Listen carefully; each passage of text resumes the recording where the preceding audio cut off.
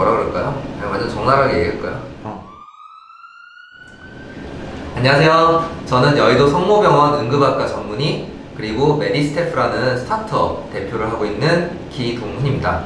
오늘은 이제 시간이 지나서 웃을 수 있는 오픈 얘기인데요. 네, 저 같은 경우는 처음에는 사실 다른 과를 하다가 그 과를 그만두고 응급학과로 넘어왔죠. 저는 피부과를 했었습니다. 피부과 같은 경우는 굉장히 매력적인 학문입니다.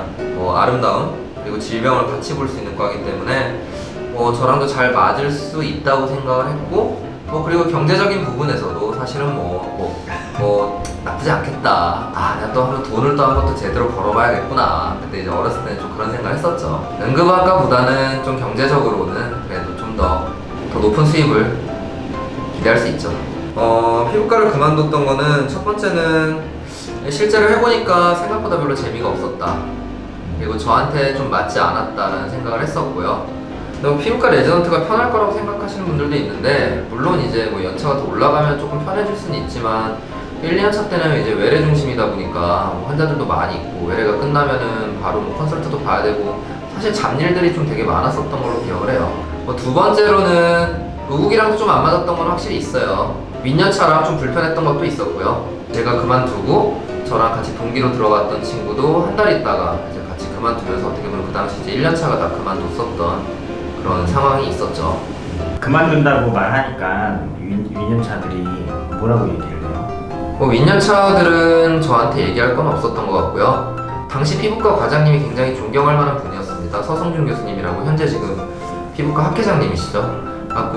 서성준 교수님께서 사실은 저한테 휴가를 줄 테니까 휴가를 갔다 와서 다시 이렇게 마음 잡고 일하자라고 하셨는데, 제가 그때는 피부과를 그만두기로 결심을 했었기 때문에 휴가를 안 주셔도 됩니다. 그냥 저는 사표를 쓸 테니 빨리 어떻게 보면 다른 사람을 뽑으셔서 의국에서 이제 업무에 있어서 문제가 안 생기도록 하시는 게 좋을 것 같습니다 라고 정중하게 인사를 드리고, 그리고 제가 그만뒀죠. 그만두고 나와서는 사실 막막하고 뭘 해야 되나 싶기도 하고 걱정도 되고 그랬죠. 그러니까 제 목요 피부과를 그만뒀을 때 몇몇 사람들이 이렇게 악담을 하기도 했어요. 너는 평생 떠돌아다닐 거다. 자리 못 잡고. 근데 이제 그런 얘기를 들었을 때 당연히 저는 나가서 더 잘 될 자신이 있었고 그런 게 있었지만, 그러면서도 사실 좀 걱정되는 부분들이 있었죠. 제가 쉬고 있는 동안 모 대학병원 안과에서 사실 연락이 왔었죠. 한 두세 달 정도 사실 인력에 결혼이 생기면서 인력적인 부분에 문제가 생겨서 저보고 일을 해보는 게 어떠냐, 그리고 일을 해본 다음에 안과가 잘 맞으면 다음에 지원을 해보는 게 어떠냐라는 사실 제안이 왔었어요. 사실 안과에 지원을 안 해야 된다고 사실 생각을 했습니다. 왜냐면 분명히 그 대학병원에서 인턴을 도는 분들 중에서 안과에 지원하고 싶은 분들이 있었을 텐데, 제가 영연차로 들어가는 건 그분들의 기회를 뺏는 거니까 사실 그거는 어떻게 보면 좀 올바른 방법은 아니라고 생각을 했어요. 다만 이제 안과라는 학문 자체를 배울 수 있는 기회가 정말 흔치 않거든요. 일반 의사들도 안과적인 부분에 있어서는 사실 잘 몰라요. 거의 대부분 모른다고 봐도 과언이 아니죠. 그렇기 때문에 이제 그런 안과라는 학문을 배울 수 있다는 게 굉장히 매력을 느꼈고, 특히 제가 피부과를 그만두면서 응급의학과를 지원을 하기로 사실 내 마음속으로 좀 결심을 했었기 때문에 응급의학에 있어서도 분명히 안과적인 어떻게 보면 응급처치나 이런 거를 배울 수 있는 기회라고 생각을 했습니다. 그래서 이제 모 대학병원 안과에서 6년차로 3개월 일을 하고, 그리고 그 해에 이제 레지던트를 응급학과로 지원을 했었죠. 예전에 잘 나가던 피안성기에 피안을 하시고 성형외과를 못 해봤는데 성형외과를 한번 해보실 생각 없으세요? 이 얘기 똑같이 했었어요. 피안성하고 성형외과까지 하고 때려치면 이제 피안성 GP니까 피안성 GP는 게 어떠냐고, 이거를 저한테 칭찬을 한 건지 아니면 사실 저를 비꼬려고 한 건지 아직도 잘 구별은 안 가지만 누군가는 그렇게 얘기하셨던 분도 있었어요. 근데 굳이 성형외과까지야. 다 저보다 더 뛰어나신 분들이 성형외과 하셔야죠. 이제 응급학과를 지원을 하려고 보니까 제가 피부과를 그만뒀던 거, 그 다음에 제가 공중보건의사 대표를 했었던 이 두 가지 경력이 의국에서는 굉장히 싫어하는 경력이더라고요. 그래서 S병원 두 군데를 제가 지원했었는데 두 군데를 다 어떻게 보면 떨어졌죠. 그리고 응급학과는 나 진짜 하고 싶은데 이게 내가 했던 이런 일들 때문에 떨어지는구나. 물론 제가 부족해서 떨어지는 부분도 있겠지만요.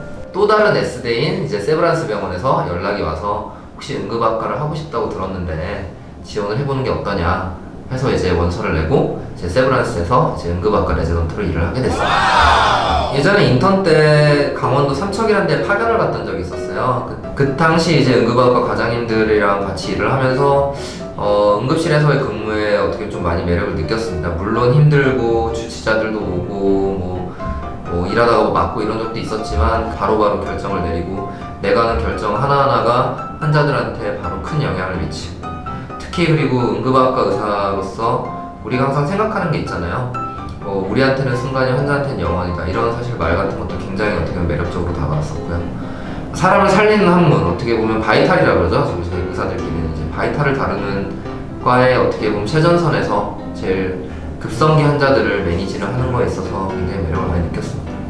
정신적으로는 사실은 저는 응급학과 의사로 일하는 게 더 마음이 편했던 것 같아요. 그 안에서 일을 하면서 사실 부딪혔던 문제들, 어떻게 보면 인간관계라든가 이런 문제들이 분명히 있었고, 저도 그래서 그만뒀기 때문에 그런 부분에 있어서 스트레스를 받지 않았다는 게 저는 더 큰 이유였었던 것 같습니다. 육체적으로 사실 더 힘들죠, 응급학과가.